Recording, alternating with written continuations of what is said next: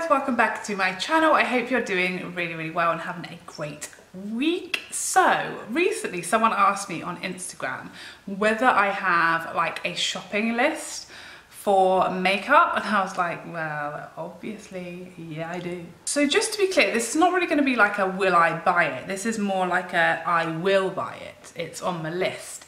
It's not really things that are new or new releases. It's just a list of makeup that I've seen swatches of and I think I need me that, or it's something that I've had my eye on for a while, something that when I use up my current one, I'm going to get it. So yeah, some of them are newer, but most of them have been around for a while and I just haven't got around to purchasing them for one reason or another. So I actually keep this in my notes. I don't think you're going to really be able to see it, but I have like a note that is just called makeup on my phone, and it's just a list of things that I want to buy so that, you know, when payday comes, this is my shopping list, it's ready to go.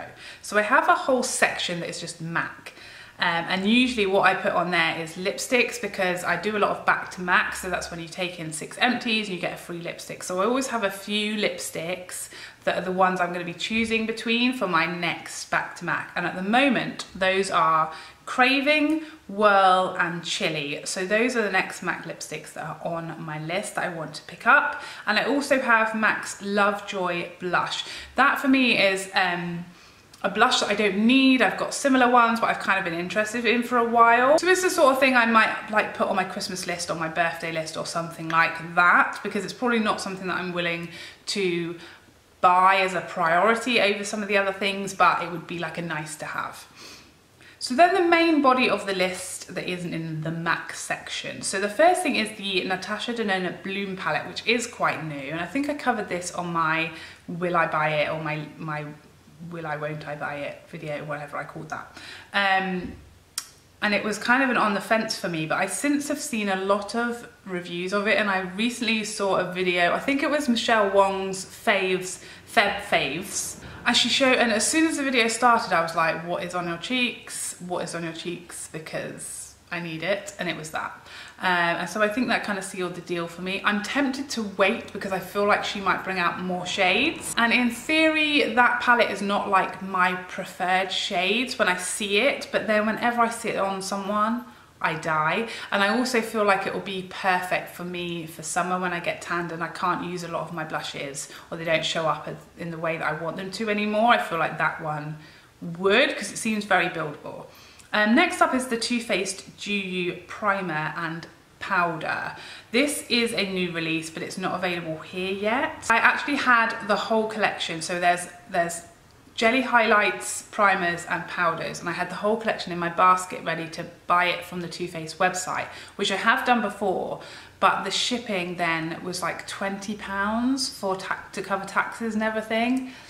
And I just couldn't do it. I just always think, why should I be paying like double what people are paying in the US to get the same products, because you don't have, you know, a UK distributor, or they do, but they aren't for some reason. You know, Cult Beauty stocks Too Faced, Debenham stocks Too Faced. I get frustrated when brands don't release products globally because I just find it really unfair. But both the primer and the powder sound right up my street. I really like the foundation. I haven't used it for a long time because I have it in my summer shade, but I will definitely pick that back up in the summer and on holiday and start using that again. And I love the sound of a dewy primer, and I also love the sound of the powder because it's a setting powder, it's a loose powder, but it isn't matte. It's like, sounds like it's more of a natural or luminous finish loose powder, which I'm always here to try, especially if it has no glitter, which it claims not to be glittery. It claims to be more luminous, so I would love to try that if it came out here.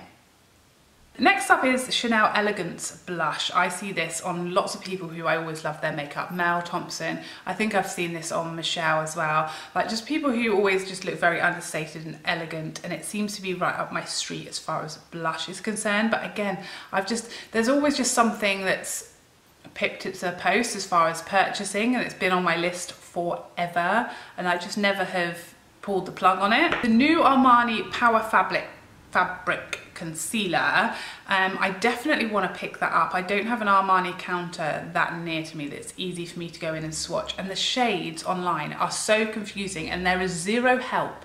I can't find swatches, I can't find descriptions.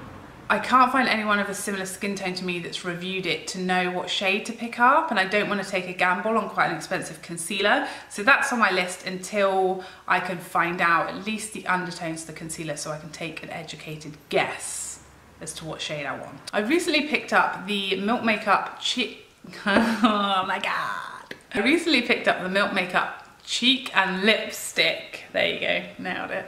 In the shade Work, because I got a sample of it with my Cult Beauty order and I couldn't live without it. So I've now got the full size stick in the shade Work, and I really want the shade Perk because that is like a peachy coral shade right up my street, and I think I'll love it for summer, but I couldn't justify just buying another one of those sticks because they're huge. So that's on the list. As is the highlight stick. I had very mixed feelings about this. The sample I got was like a little pebble, and it was very hard to know, you know, I couldn't apply it how I would apply the stick because the sample was very strange in a little nubbin, let's call it. So it was hard to get a good idea, but I loved the finish and look of it. It felt incredibly sticky, however, so I was unsure about it, but it's on the list for now, but it's definitely a maybe. I really want to pick up a couple of Fenty lip products. I have the gloss, their original gloss, and I also have their original like red liquid lipstick shade, which is the most amazing matte liquid lipstick formula I have tried. It's probably the best one I've tried, bar none. I think it's probably my favorite. So I have that in the red shade, and I want to pick up a couple of the new shade. I think they're called Uncuffed, maybe, but the like the peachy shade and then the more mauvey shade of those liquid lipsticks. I'd also like to pick up the shade Thicc, which is one of her like bullet lipsticks. The Urban Decay setting spray, the All Nighter setting spray, has been on my list forever. I guess ultimately I just don't need one that often.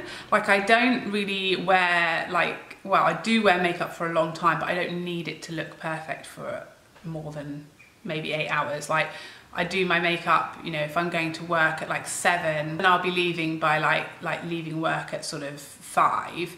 So what's that, like 10-ish hours that it needs to even be on my face. So yeah, I don't feel like I need something to make it really like mega 24-hour wearing very often. But everyone does rave about it so much. I'm just curious. I just want to see what difference it would make to my makeup on those days where, you know, I've got a lot going on and I'm running around. I want to know. I want to know what the hype is about. Does it really make your makeup last that much longer?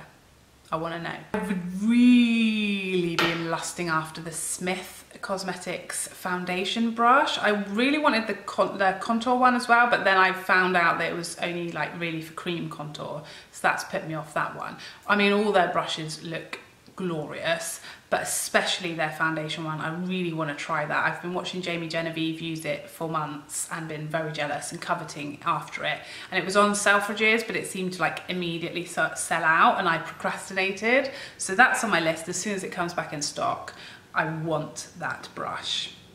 And last but not least, the Charlotte Tilbury highlight wand, the Hollywood highlight wand. I have the contour wand and I'm obsessed with it. I love it. And I see people raving about the highlight, and it sounds right up my street.